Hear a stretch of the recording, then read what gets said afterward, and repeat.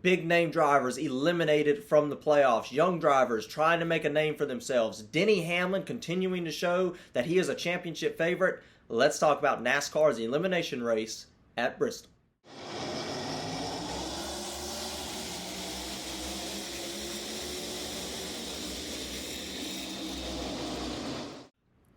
Hello everybody, welcome to Dirty Air. I'm your host Alex Lambert, and let's talk about NASCAR under the lights at Bristol for the elimination race. 4 drivers eliminated from this year's edition of the NASCAR playoffs. Denny Hamlin continues to show that he is or at least one of the championship favorites this season with another win tonight. And we saw some young drivers, Ty Gibbs, Carson Hocevar, have really impressive runs trying to prove that they're up-and-coming stars of this sport. We'll talk about that. We'll break all this down. Let's get into it. We have to start out by talking about the winner of this race, the guy that kind of dominated this race. He was up front all day long, all night long, and got the victory after leading a ton of laps at the end of this race. Denny Hamlin gets another Bristol night race win, and this one is huge. This shows that he has speed, momentum. If I look at one driver in the playoffs this season, the playoffs started at Darlington, we then went to Kansas, now we're in Bristol. If I look at one driver and I can say they've had the most speed at the beginning of these playoffs, it's Denny Hamlin. Caught a bad break at Darlington with some issues. Unfortunately, didn't get the lug nut tied on that race car. That cost Denny Hamlin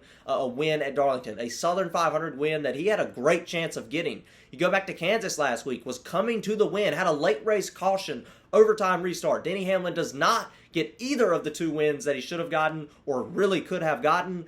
Denny Hamlin tonight at Bristol was out front, no caution, no loose wheel. Denny Hamlin gets his 3rd win of the season and wins the Bristol night race. A very impressive win. I like Denny Hamlin's attitude. I've said this before. I've said this a few years past. He was kind of hard on himself, hard on the situation for a long time in his career. We saw that change, especially I want to go back to like 2019 when I really saw a difference in Denny Hamlin's attitude. That has continued to improve. Denny Hamlin, I think he's confident. I think he embraces the situation. I think he embraces the rain of boos coming over in the electrifying Bristol Motor Speedway, in the Coliseum, getting essentially booed out of that place. I think Denny Hamlin's feeding off of it. He seems happy. He seems excited. And he seems strong. I mean, the car's fast. He even talked about this in his interview. He wasn't worried about the last 2 races. Like, previously, Denny Hamlin would be down. He would be unmotivated after those races, at least from what we see as fans. He would be unmotivated, upset after those 2 races. After both of those losses the last 2 weeks, Denny Hamlin seemed encouraged. He was glad they had speed.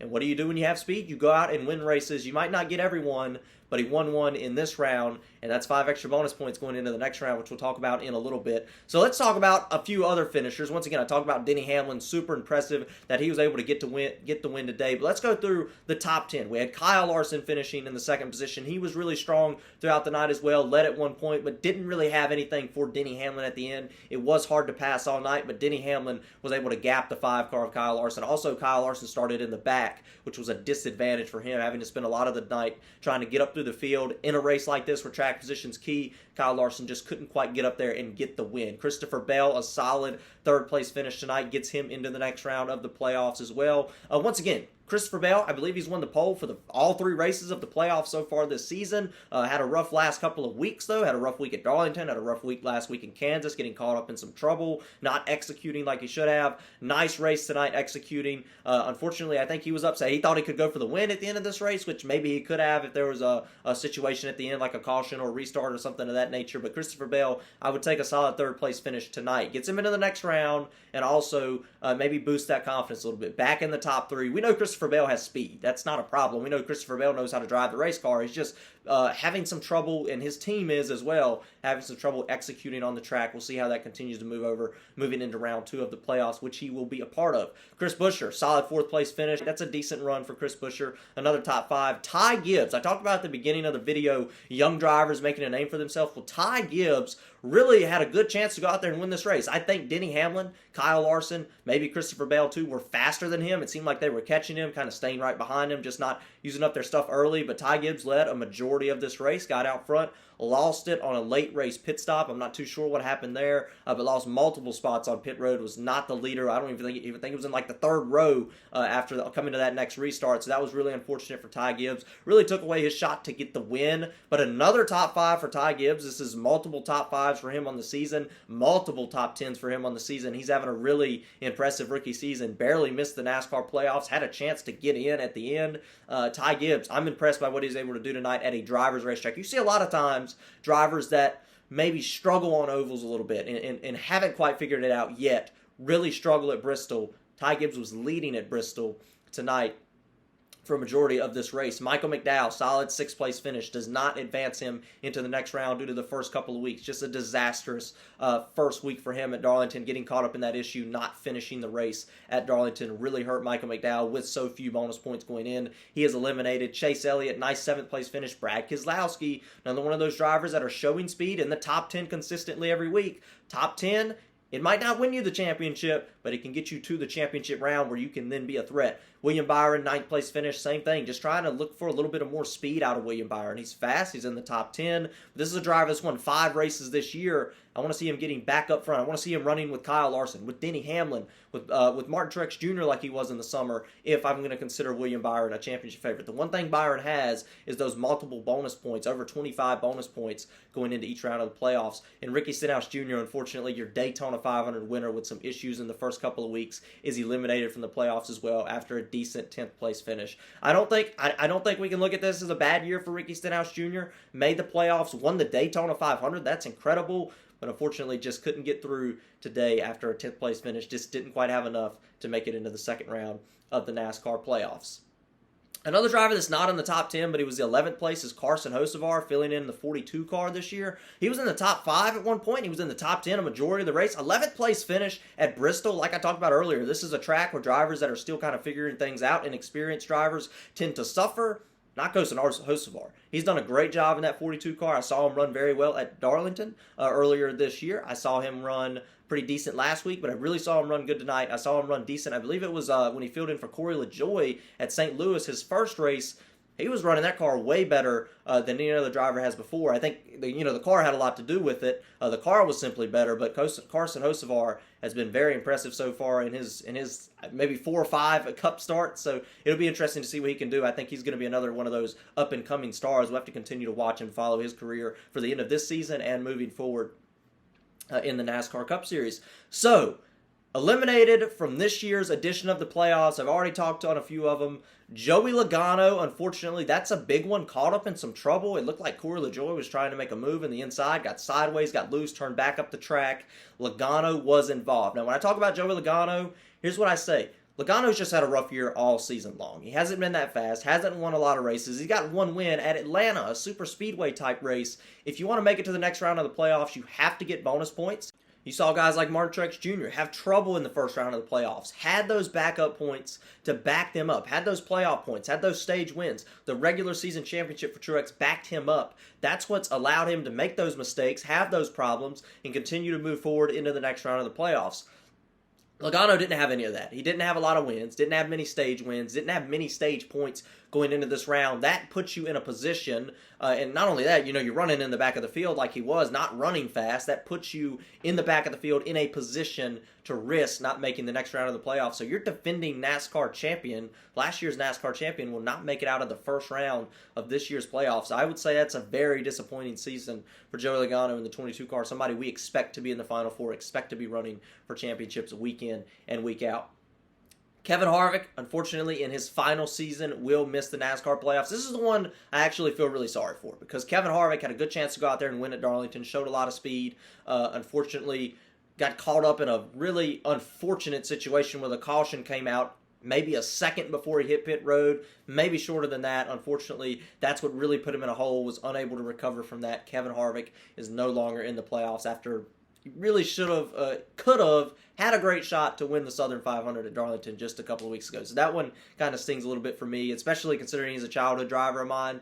and I'm not going to see him run for a championship ever again, which is still trying to swallow that pill. A couple other ones that we're expecting to get out. I mentioned Ricky Stenhouse Jr., a solid season for him, Daytona 500 winner, but I don't think on most people's playoff bracket he was expected to get out. I don't think it would have been a major surprise if he had got out of the first round, but he wasn't expected to go win the championship or make the Final Four.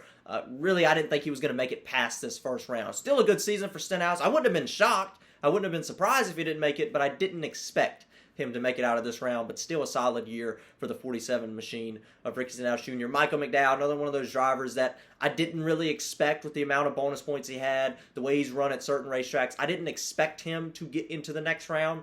Another, like I said, wouldn't have been surprised, wouldn't have been shocked if he had made it through, but that's another one of those drivers. Michael McDowell's not going to go out there and win the championship this year, right? And unfortunately for him, he's out early in round one. But that sets us up. Those are the 4 drivers eliminated. The playoff round 2, Texas, Talladega, and the Charlotte Roval. It's going to be a wild card round, is now set. Here it is, William Byron, Martin Truex Jr. with their bonus points. Remember, Martin Truex Jr. won the regular season championship. If he didn't make it in, he barely made it in tonight, I think it was by 7 points, which is unexpected. If he didn't make it in, those 15 bonus points would have went away. Martin Truex Jr. has 25 points above the cut line. William Byron, again, 25 points above. That is a safe cushion. You can't make as many mistakes in the round as it continues to narrow down, but still a nice cushion there for both of those drivers. Denny Hamlin with another win, 21 points. That'll add on going into the next round from this win. Solid day for Denny Hamlin. Continues to bring those points over. A decent cushion. Once again, you're not guaranteed in. You can't go out there and wreck. You can't have too many issues, but a solid day. Kyle Larson, that's when it really gets tight. 12 points above. That's just a stage win. That's not that many points. So you have to go out there and execute, get the stage wins. You have to be a little more aggressive if you're Kyle Larson. You still have to be aggressive if you're the top 3, but not as much as you do if you're Kyle Larson on back. Same thing with Chris Buescher. I've seen enough speed out of Chris Buescher all season long in the stages, early in the race, late in the race. I'm confident Chris Buescher will have the speed to get into the 3rd round of the playoffs. We'll see. Something could always go wrong. You have tracks like Talladega. You have tracks like the Roval. But I'm confident in Chris Buescher and the tracks coming up that he's going to be able to do okay. Kyle Busch, I'm nervous about Kyle Busch. Went 2 laps down tonight at one of his best tracks. They have speed sometimes.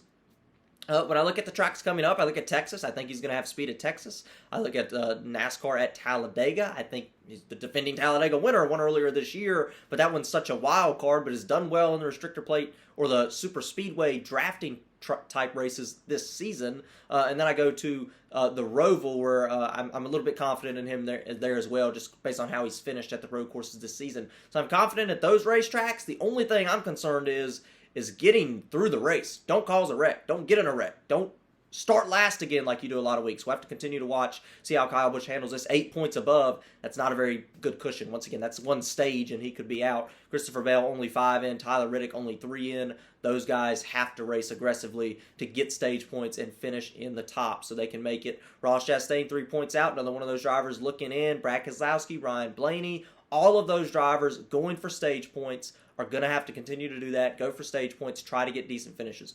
Bubba Wallace, 14 points below the cut line. I look at him as somebody I'm actually kind of impressed with. I think him and his team, Buddy Barker, and all of them have capitalized on stage points. They've capitalized on the stage points all season long. That's why they made it in. That's why they made it in this round. That's why I think there's a good chance they can continue to move into the 3rd round. I'm not, once again, not one of those drivers. I'm not expecting Bubba Wallace to win the championship, right? But I would not be surprised at all if he can go out there and capitalize on those stage points again, like he has multiple times this season. Stage points is where it's at. That's going to be a key factor in this round of the playoffs and all rounds of the playoffs. And Bubba Wallace has been really well, and that 23 team has done a really good job at executing every single race points-wise this season when you talk about stages. So we do have Texas next week. Like I said, Texas, Talladega, Charlotte Roval is the 3rd round of the playoffs. Obviously, I'll do a race review following the Texas race, 400 miles this year instead of 500.